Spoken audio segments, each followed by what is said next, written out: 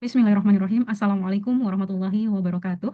Kembali lagi pada mata kuliah Matematika Ekonomi dan kita melanjutkan pembahasan berkaitan dengan integration yang pada hari ini kita akan membahas berkaitan dengan integral tentu atau definite integration. Nah, pada topik ini kita akan mencari nilai dari integralnya sudah diketahui gitu ya, sehingga kita akan mencari berapa sih hasil akhirnya dan digunakan untuk dalam ekonomi kita akan pakai untuk mencarikan sumber surplus, produsen surplus, capital stock, dan present value. Pada video kali ini kita berfokus kepada dua hal untuk nanti mencari customer surplus dan produsen surplus menggunakan integration. Langsung saja kita akan melakukan review terlebih dahulu. Setelah sebelumnya teman-teman mempelajari berkaitan dengan integral ya di awal bahwa integral itu adalah anti derivatif atau lawan dari turunan, maka coba kita ingat-ingat lagi jika ada sebuah fungsi kemudian kita turunkan, contoh x pangkat 5 kita turunkan berarti hasilnya adalah 5x pangkat 4, kemudian x pangkat 5 kuat x pangkat 5 dikurangi 2 ketika kita turunkan juga 5x pangkat 4, begitu juga x pangkat 5 plus 10 jika kita turunkan 5x pangkat 4. Nah, itu merupakan metode turunan. Tapi kemudian kalau berlawan berarti nilai turunan ini ketika kita integralkan, dia akan kembali ke fungsi awal. Contoh, sebentar. Contoh di 5x pangkat 4 ini, teman-teman. Ketika kita melakukan proses integral yang seperti yang kita telah pelajari sebelumnya, maka kita dapati 1/5, sorry, 5/4 plus 1, x pangkat 4 plus 1, plus C. Kenapa sih harus plus C? Karena ternyata dalam proses integral itu dia tidak bisa membaca kembali nilai konstanta yang telah diturunkan tadi. Itulah kenapa kita menggunakan nilai plus C. Gitu ya. Jadi kita ingat-ingat lagi bahwa, oh ya kenapa sih dia harus menggunakan plus C? Oh karena ternyata dalam proses integral tadi, saat sudah diturunkan, nilai konstantanya sudah tidak terbaca. Maka kita berikan dia plus C. Nah, itulah yang kita sebut sebagai integral tak tentu. Nah, rumus ini yang teman-teman perlu ingat lagi. Oke, kita notes dulu. Nah, dari rumus ini kita punya sifat integral tak tentu itu punya beberapa sifat. Yang pertama adalah jika dia dijumlahkan atau dikurangi, yang kedua adalah jika dia ada koefisien di depan variabelnya, yang ketiga adalah jika dia hanya koefisiennya aja atau jika dia hanya konstanta, sorry, ketika dia hanya konstantanya saja, begitu ya.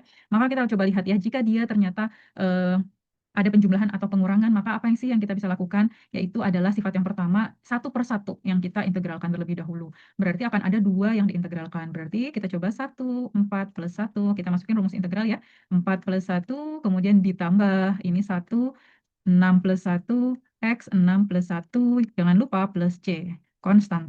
Oke, berarti 1/5 X pangkat 5 ditambah 1/7 X pangkat 7 plus C. Nah, ini sifat jika dijumlahkan atau dikurangi.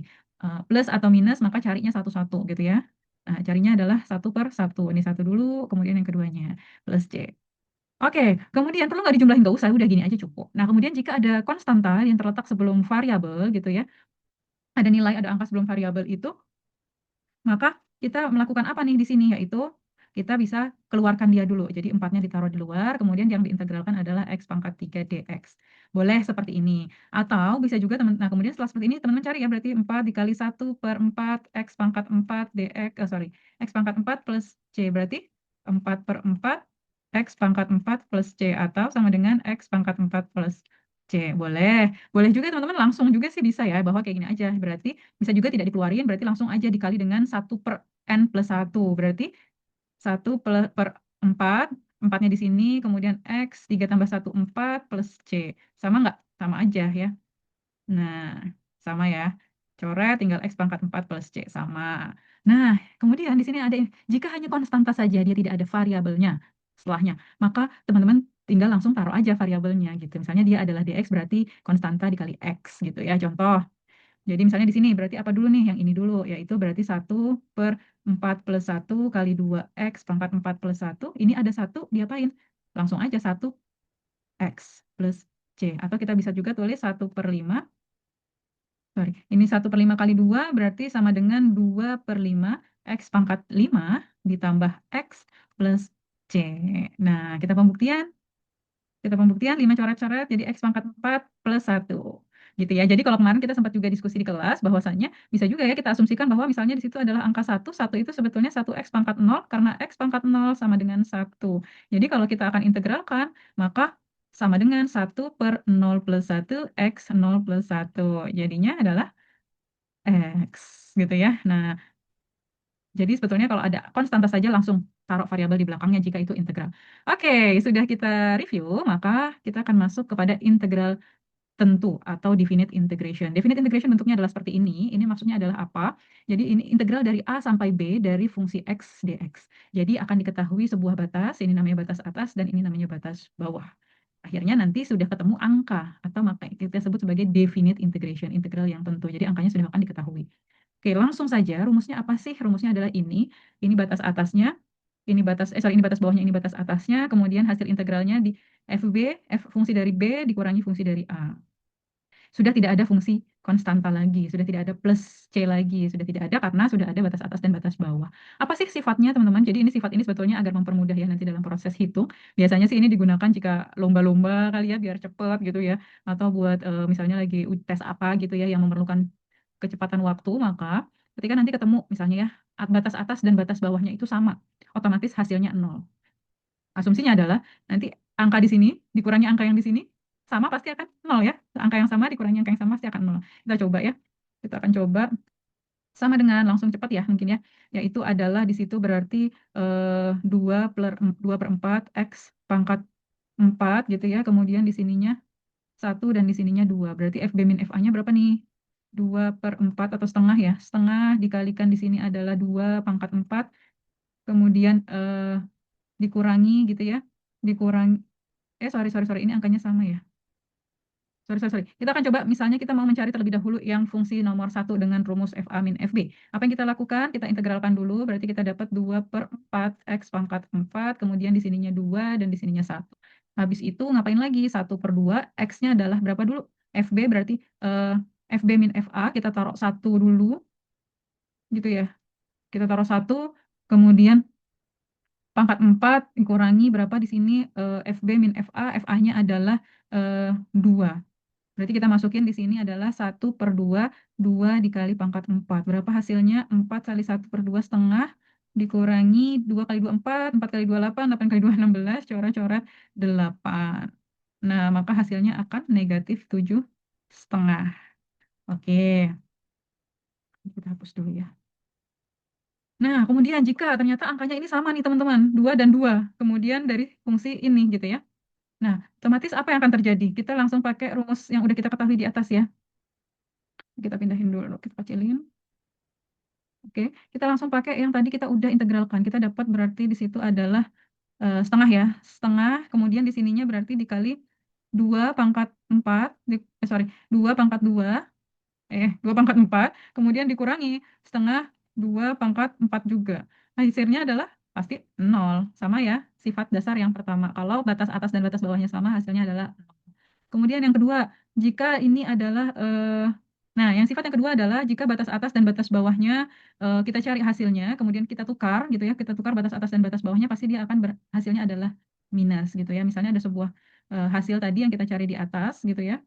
Sorry, oh berarti ini salah ya. Nah, misalnya ada sebuah fungsi gitu ya, kemudian kita akan mencari batas bawah dan batas atasnya, yang mana kalau misalnya kita tukar batas bawah batas atasnya, kita jangan lupa tambahkan tanda minus, karena hasilnya akan minus. Nanti kita cek langsung ya. Oke, yang ketiga. Yang ketiga adalah, nah ini dia. Misalnya teman-teman ada sebuah batas atas dan batas bawahnya ada A2 dan 4, untuk batas bawah 2 dan batas atas 4. Kemudian eh, kita akan ketemu misalnya gini ya, di sini adalah punya batas atas dan batas bawah yang sama. Nah, ini sama, maka langsung saja hasilnya pasti ambil batas bawahnya yang 2 dan batas atasnya yang 1. Ini hasilnya pasti ini. Jadi nggak perlu cari satu-satu teman-teman, jadi langsung aja ini udah pasti hasilnya. Jika apa batas bawah dan batas atasnya ini punya angka yang sama gitu ya, ini sifatnya. Demikian, nah maka nanti ketika ketemu dengan beberapa soal, cek kembali sifat-sifat tersebut. Contoh lagi, ini ada X pangkat 3 dibagi dengan akar X. Bisa nggak dia kita lakukan integral satu-satu? Misalnya berarti 1 per 4 X pangkat 4, kemudian yang bawahnya eh, X pangkat setengah, yaitu ya berarti 1 per 1 plus setengah X pangkat setengah plus 1. Bisa nggak kayak gini? Nggak bisa, ini salah. Maka caranya adalah bagaimana? Dalam integral itu dia tidak ada sifat jika dibagi atau dikali. Jadi sifatnya hanya penjumlahan atau pengurangan, berbeda dengan diferensial. Maka jika seperti ini, kita jadikan dia sebagai kondisi seperti ini dulu. Apa nih? Yaitu si X-nya ini, ingat kalau misalnya X, akar X itu sama dengan X pangkat setengah. Nah, ketika X pangkat 3 dibagi dengan X pangkat setengah itu sama dengan X pangkat 3 dikurangi 1/2. Jadilah X pangkat 5/2. Nah, ini ini dia. Baru kemudian setelah ini kita turunkan seperti itu. Sorry, kita integralkan.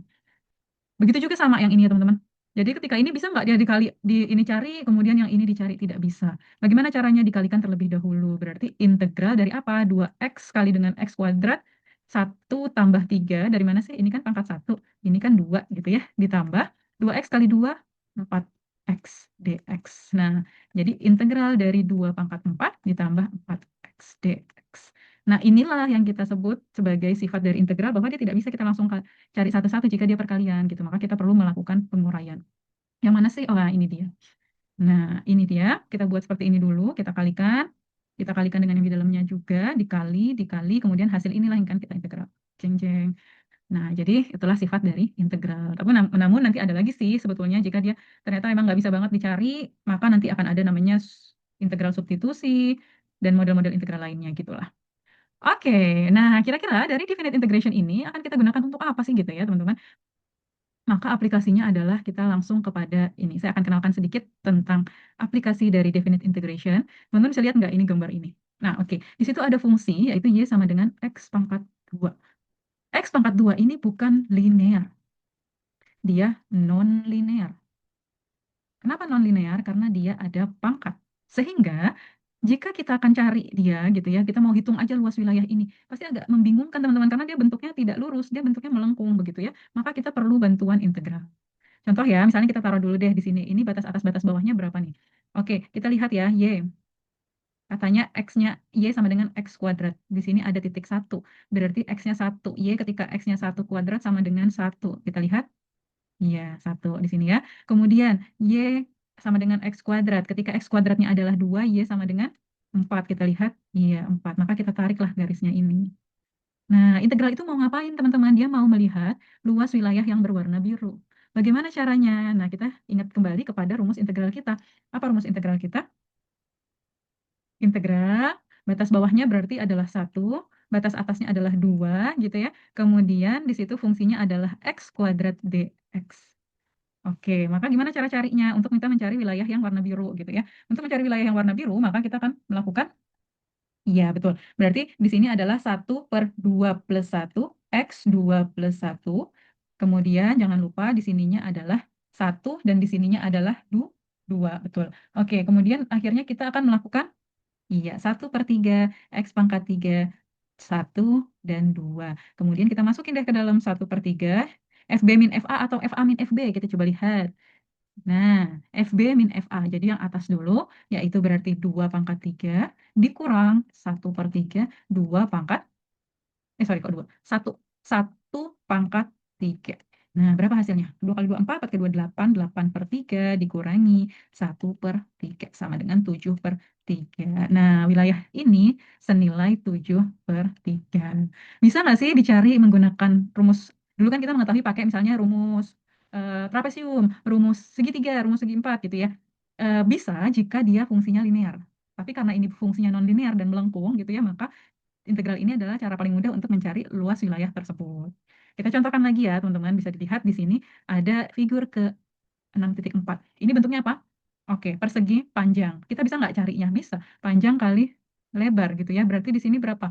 4 dikalikan dengan 3 sama dengan 12. Oke, bisa nggak kita coba cari pakai integral? Bisa juga sih gitu ya. Bisa juga sih. Kita coba ya teman-teman ya. Jadi di situ adalah kita mau mencari integral dari 3 dx.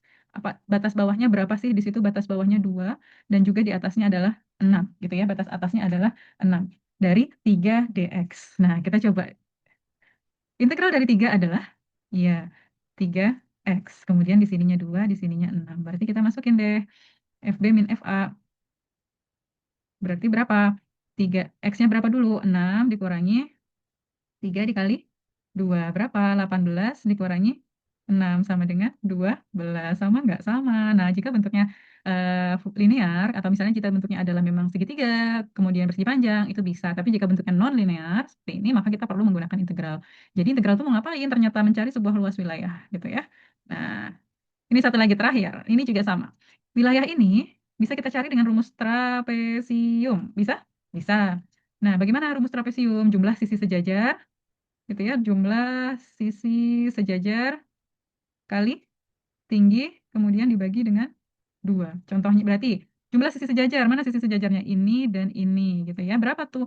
1, kemudian ditambah 3 gitu ya. Dikali tingginya berapa? 2, ini tinggi ya. 2 dibagi 2. Berapa tuh? 8 bagi 4. Nah, ini ruas ini adalah 4. Coba kita cari dengan integral. Gimana caranya? Itu adalah Y sama dengan X plus 1. Yang akan kita integralkan adalah X plus 1 dx. Batas bawahnya berapa? Batas bawahnya 0, karena ini mulai dari titik 0.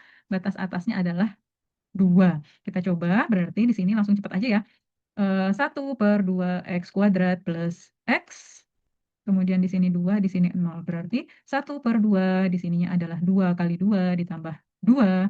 Gitu ya. Tutup dulu, dikurangi. Berapa nih?